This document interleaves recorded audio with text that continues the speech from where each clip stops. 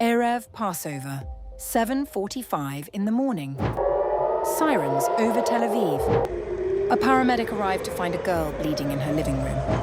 Her father, also a paramedic, already treating his own daughter. Cluster munitions, 11 sites hit, 16 wounded, several of them children. 33 days of missiles, one city absorbing all of it. So, how much more can it take?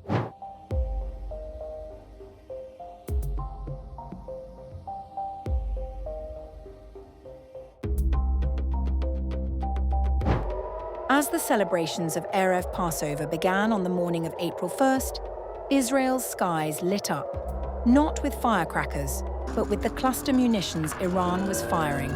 The sirens started at 7:45 in the morning and did not stop for hours.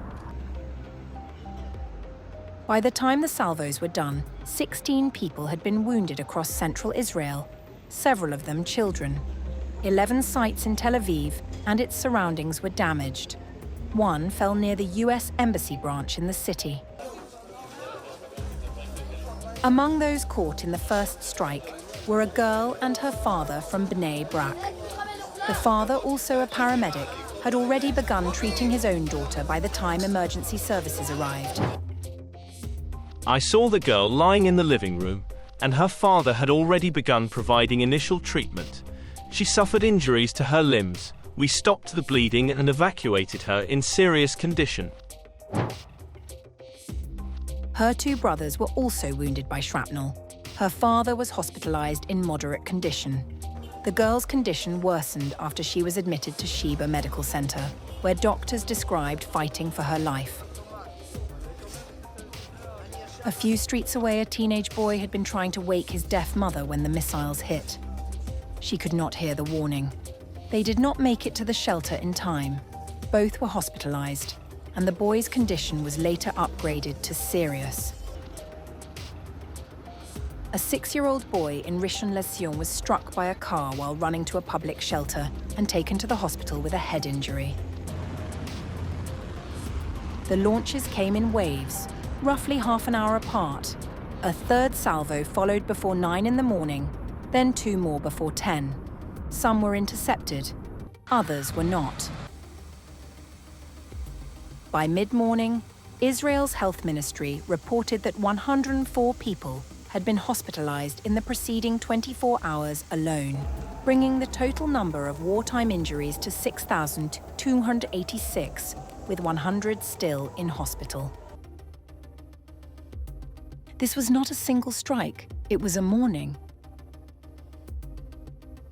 Iran has now been firing at Israel for over a month, and the attacks have grown harder to absorb. Cluster munitions scatter across civilian areas indiscriminately, and on April 1st, they landed in one of Israel's most densely populated urban centers. Emergency crews fanned out across Greater Tel Aviv, responding to multiple impact sites simultaneously. A cafe stood shattered on one street. Rescue teams picked through rubble on another. In Washington, US President Donald Trump said the war was coming to an end and that Iran would not be able to obtain a nuclear weapon for years. He also said no deal was needed to end the fighting.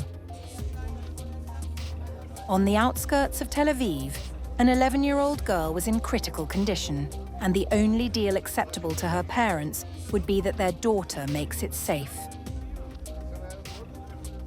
The gap between those two realities is where Tel Aviv finds itself right now. A city that has absorbed missile fire for 33 days, where the question is no longer whether Iran will strike again, but how much of it the city can take before the answer to this script's opening question becomes something no one wants to say out loud.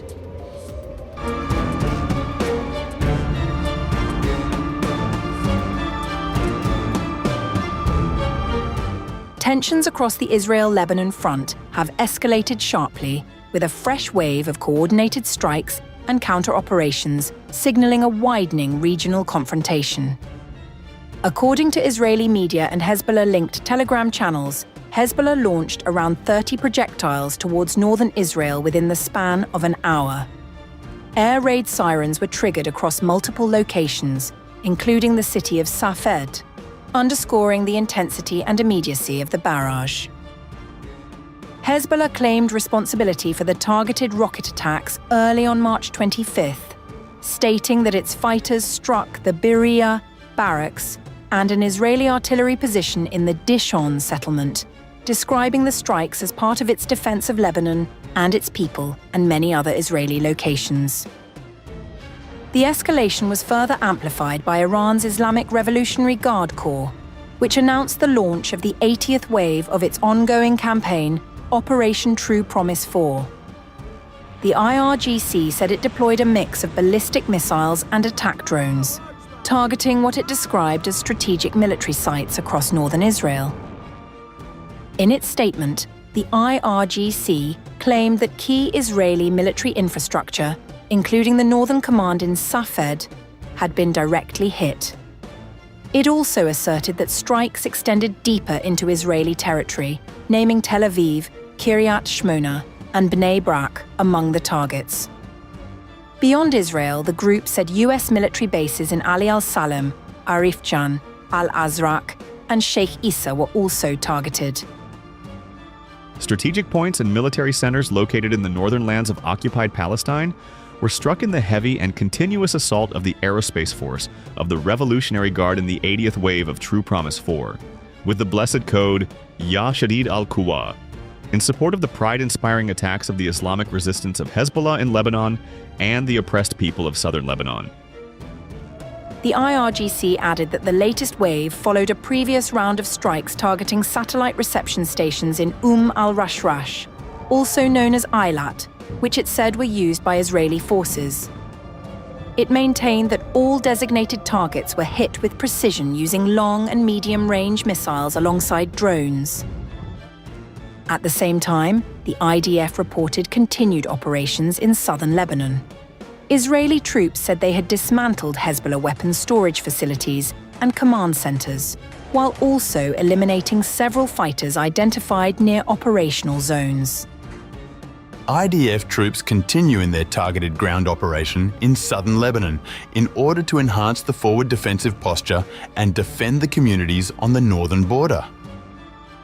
Meanwhile, Israeli Defense Minister Israel Katz indicated that Israel intends to expand its military footprint in southern Lebanon. Katz confirmed that 5 bridges along the Litani River, approximately 30 kilometers from the border, had been destroyed to disrupt Hezbollah's movement and logistics. Katz said Israeli forces would establish a security zone, with displaced residents barred from returning until northern Israel is deemed safe. The strategy, he noted, mirrors operations carried out in Rafah and Beit Hanun in Gaza. The human cost continues to mount. According to Lebanese health authorities, more than 1,072 people have been killed, including at least 121 children and 42 health workers. Over 1 million have been displaced, deepening an already severe humanitarian crisis.